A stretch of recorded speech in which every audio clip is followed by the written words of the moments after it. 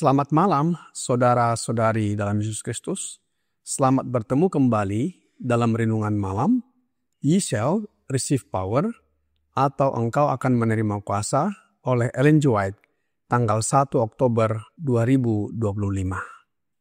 Mari kita berdoa. Bapa kami yang di sorga, Allah pencipta langit dan bumi, dan segala isinya, satu-satunya Allah yang benar, yang kami sembah selalu melalui anak-Mu Yesus Kristus. Kami bersyukur dan berterima kasih atas penyertaan dan perlindungan Bapa sepanjang hari dalam pekerjaan maupun aktivitas kami. Pada saat ini, kami siap mendengarkan firman-Mu. Mohon karuniakan Roh Yesus Kristus dalam hati kami, sehingga dapat mengerti firman-Mu dan menghidupkannya dalam kehidupan kami sehari-hari. Besertalah dengan kami sepanjang malam ini, ya Bapa. Kami persembahkan doa ini di dalam nama Yesus yang adalah Tuhan dan Juru Selamat kami. Amin. Renungan malam ini akan dibacakan oleh Saudari Abigail Silitonga. Kepada Saudari Abigail, kami persilahkan. Renungan malam tanggal 1 Oktober 2025 berjudul Kebutuhan Terbesar. Ayatnya terdapat dalam Mazmur 51 ayat 9. Bersihkanlah aku daripada dosaku dengan hisop, maka aku menjadi tahir. Basuhlah aku, maka aku menjadi lebih putih dari salju. Kebangunan rohani, kesalehan sejati di antara kita adalah kebutuhan terbesar dan paling mendesak dari semua kebutuhan kita. Mencari hal ini hendaknya menjadi pekerja utama kita. Harus ada usaha yang sungguh-sungguh untuk memperoleh berkat Tuhan, bukan karena Allah tidak bersedia melimpahkan berkat-Nya kepada kita, tetapi karena kita tidak siap menerimanya. Bapa Surgawi kita lebih bersedia memberikan Roh Kudus-Nya kepada mereka yang meminta kepadanya daripada orang tua duniawi yang memberikan pemberian yang baik kepada anak-anak mereka. Namun, tugas kitalah melalui pengakuan dosa, kerendahan hati, pertobatan, dan doa yang sungguh-sungguh untuk memenuhi syarat-syarat yang telah Allah janjikan untuk menganugerahkan berkat-Nya kepada kita. Kebangunan rohani hanya perlu diharapkan sebagai jawaban atas doa.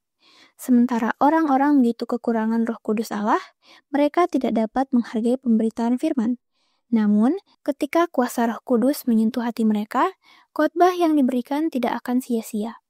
Dibimbing oleh ajaran firman Allah, dengan manifestasi rohnya dan dengan kebijaksanaan yang baik, mereka yang menghadiri pertemuan kita akan memperoleh pengalaman yang berharga dan sekembalinya ke rumah akan dipersiapkan untuk memberikan pengaruh yang menyehatkan. Para pembawa panji-panji lama tahu apa artinya bergumul dengan Allah dalam doa dan menikmati pencurahan rohnya. Namun, mereka ini sedang meninggalkan tahap tindakan, dan siapa yang akan datang untuk mengisi tempat mereka? Bagaimana dengan generasi muda? Apakah mereka bertobat kepada Allah? Apakah kita terjaga terhadap pekerjaan yang sedang berlangsung di bait suci surgawi? Atau apakah kita menunggu kuasa yang kuat datang atas gereja sebelum kita bangkit? Apakah kita berharap untuk melihat seluruh gereja dihidupkan kembali? Waktu itu tidak akan pernah tiba. Ada orang-orang di gereja yang belum bertobat dan yang tidak mau bersatu dalam doa yang sungguh-sungguh dan penuh kemenangan. Kita harus memasuki pekerjaan itu secara individu. Kita harus lebih banyak berdoa dan lebih sedikit bicara. Dikutip dari The Review and Herald, tanggal 22 Maret 1887. Demikianlah bacaan renungan kita malam ini. Terima kasih dan Tuhan Yesus memberkati. Terima kasih atas penata layanan Saudari Abe. Tuhan Yesus memberkati. Ayat inti renungan malam ini, Mazmur 51 ayat 9 berkata, "Bersihkanlah aku daripada dosaku dengan hisop, maka aku menjadi tahir, basuhlah aku, maka aku menjadi lebih putih dari salju." Kalimat, "Bersihkanlah aku daripada dosaku dengan hisop," adalah doa dan pengakuan dosa Raja Daud yang mengekspresikan kerinduan akan pemurnian dari kesalahan dan pemulihan hati yang tahir atau bersih di hadapan Tuhan. Hisop adalah sejenis tanaman yang digunakan dalam upacara pembersihan dan pengorbanan dalam Perjanjian Lama sebagai simbol tindakan penyucian.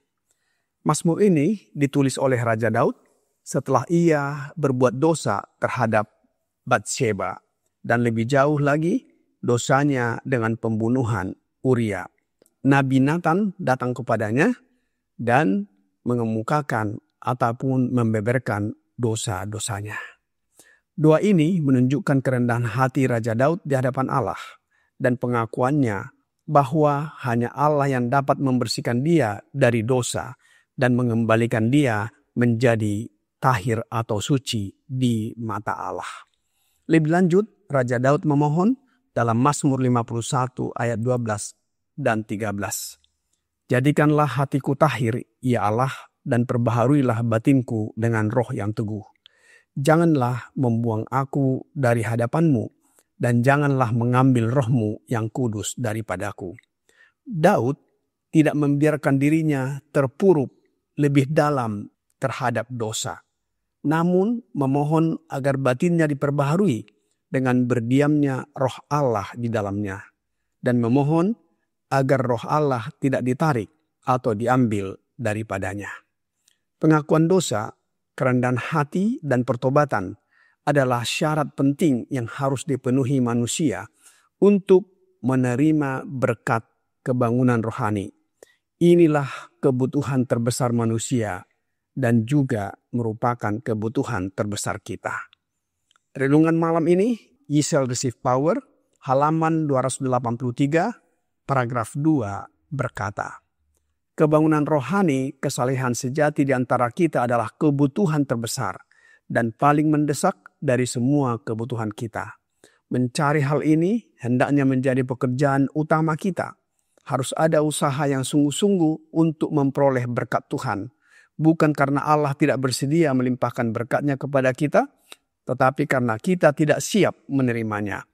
Bapa Surgawi kita lebih bersedia memberikan Roh Kudus-Nya kepada mereka yang meminta kepadanya daripada orang tua duniawi yang memberikan pemberian yang baik kepada anak-anak mereka.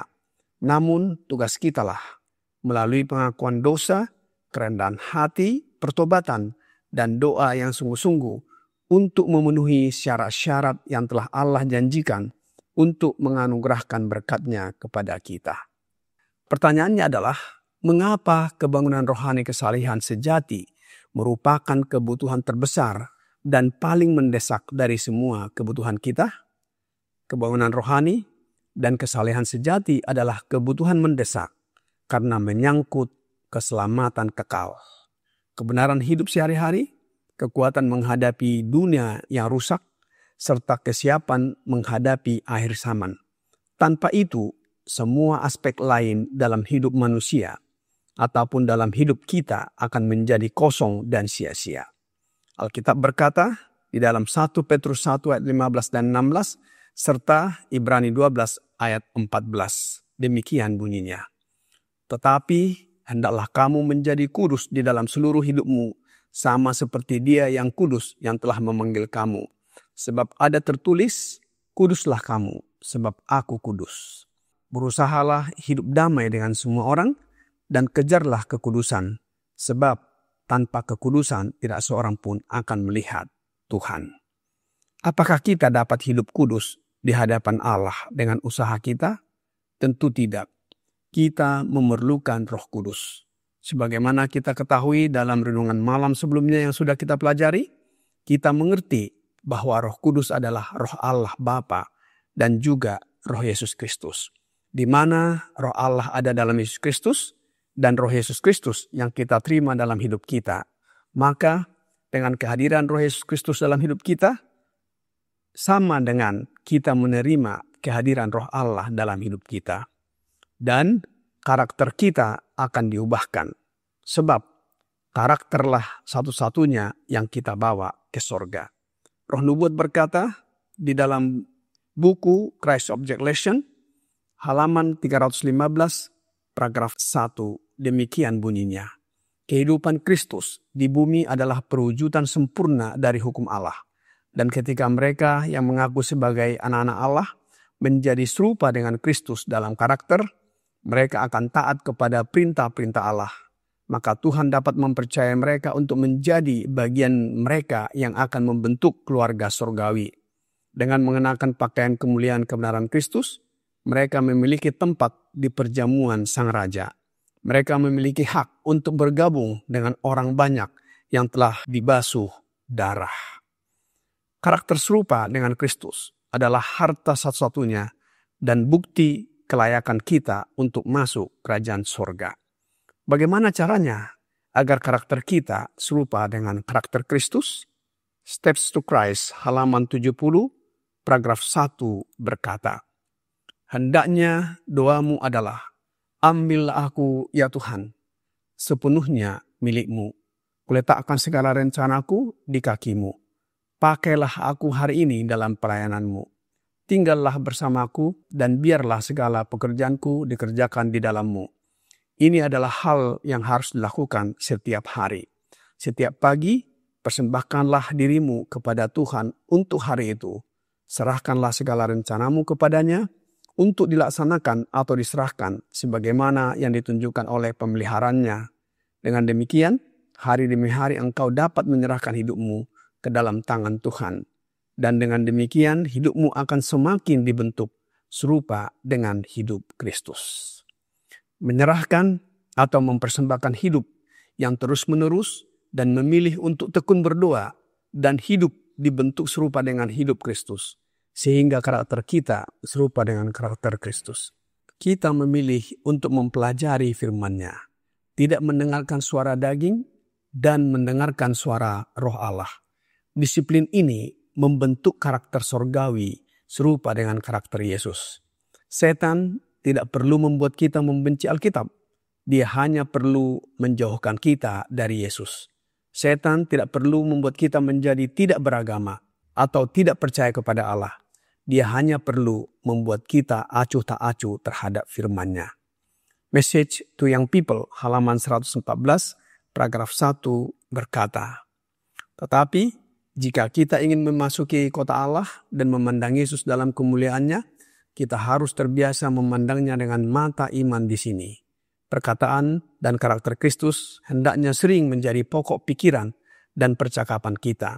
Dan setiap hari hendaknya waktu khusus dicurahkan untuk merenungkan tema-tema suci ini dalam doa. Perkataan Kristus adalah firman-Nya menjadi pokok pikiran dan pembicaraan kita setiap hari. Yesus berkata agar tinggal di dalam Dia, sebagaimana Roh Nubuat di dalam Steps to Christ, halaman 70, paragraf 1. Yesus berkata, tinggallah di dalam aku. Kata-kata ini menyampaikan gagasan tentang istirahat, keteguhan keyakinan. Sekali lagi ia mengundang, marilah kepadaku dan aku akan memberi engkau kelegaan. Matius 11 ayat 28. Kata-kata pemazmur mengungkapkan pemikiran yang sama. Beristirahatlah di dalam Tuhan dan nantikanlah Dia dengan sabar. Dan Yesaya memberikan jaminan, dalam tinggal tenang dan percaya terletak kekuatanmu. Mazmur 37 ayat 7, Yesaya 30 ayat 15. Istirahat ini tidak ditemukan dalam ketidakaktifan, karena dalam undangan juru selamat, janji perhentian dipersatukan dengan panggilan untuk bekerja. Saudara-saudari sekalian dalam Yesus, kebutuhan terbesar kita untuk kebangunan rohani. Kapan kita mulai kebangunan rohani ini? Mulailah malam ini. Bukan dengan program besar, tapi dengan doa pribadi, belajar firman-Nya, dan terlebih memohon Roh Yesus tinggal di dalam hati. Kiranya renungan malam ini menjadi pembaharuan bagi kita. Tuhan Yesus memberkati. Mari kita berdoa. Bapa kami yang di sorga, terima kasih atas firman yang sudah kami dengarkan malam ini. Mohon karuniakan Roh Yesus Kristus dalam hidup kami, agar karakter kami diubahkan menjadi serupa dengan karakter Kristus. Tolong kami untuk dapat bekerja bagimu, dan banyak jiwa yang datang dan bertobat. Biarlah kami tetap tinggal di dalam Yesus, dan Yesus di dalam kami. Banyak dosa dan pelanggaran yang kami lakukan ya Bapa, ampunilah kami. Kami persembahkan doa ini hanya melalui anak-Mu, Yesus Kristus, yang adalah Tuhan dan Juru Selamat kami. Amin.